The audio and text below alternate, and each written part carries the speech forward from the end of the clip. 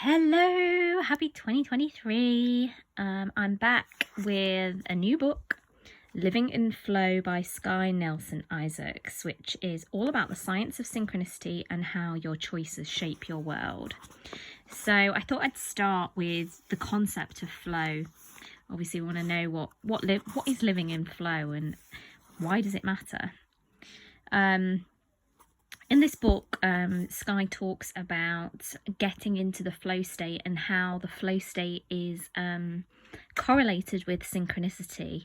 And so how when we do make those choices that get us more into alignment, let's say, that things show up on our path to almost help guide us along. So yeah, Harry says here about paying attention to synchronicity or meaningful coincidence. So it's all about basically the book is about how your choices lead you to certain outcomes and how when we get in the flow state it generates more synchronicity, more coincidences essentially.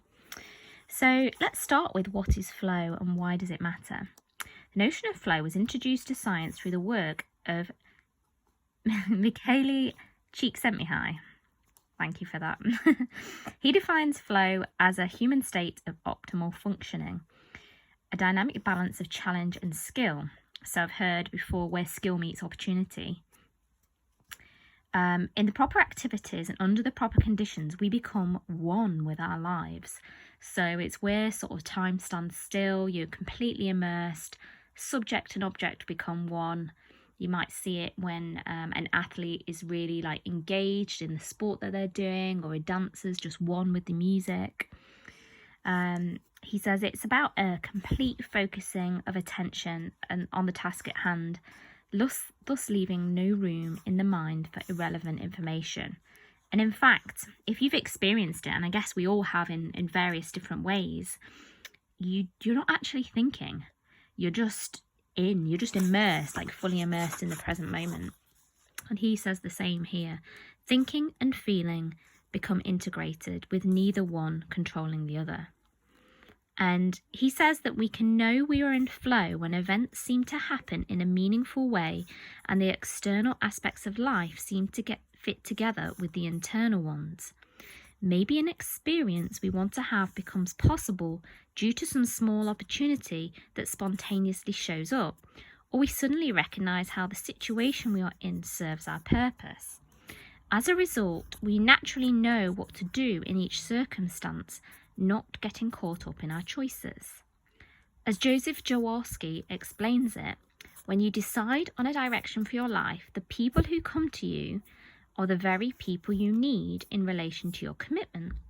Doors open, a sense of flow develops, and you find you are acting in a coherent field of people who may not even be aware of one another. You are not acting individually any longer, but out of the unfolding generative order.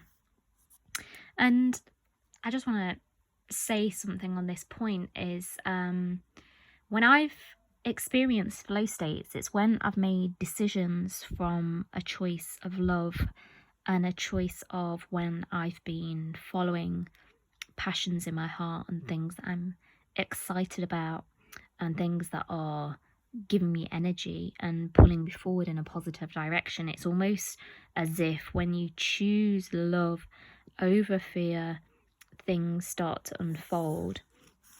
And he talks about that this mutual relationship in flow between thinking and feeling extends to our surroundings as well. We enter into a dance of life. Csikszentmihalyi says, paradoxically, the flow experience is typically described as involving a sense of control, or more precisely, as lacking the sense of worry about losing control that is typical in many situations of normal life. So flow is not about gaining control or surrendering control. It is about transcending the sense of worry about control. So you're so immersed in what you're doing, you're not even thinking about the outcome because you're fully immersed in the present moment. You're so engaged with it, you're so present with it, that you're not even thinking about how it's going to turn out. I don't know if you've read Big Magic by Elizabeth Gilbert, but she talks about becoming one with your creation, and she just loved writing for writing's sake, not even attached to the outcome. So this is what he's talking about in terms of what the flow experience feels like.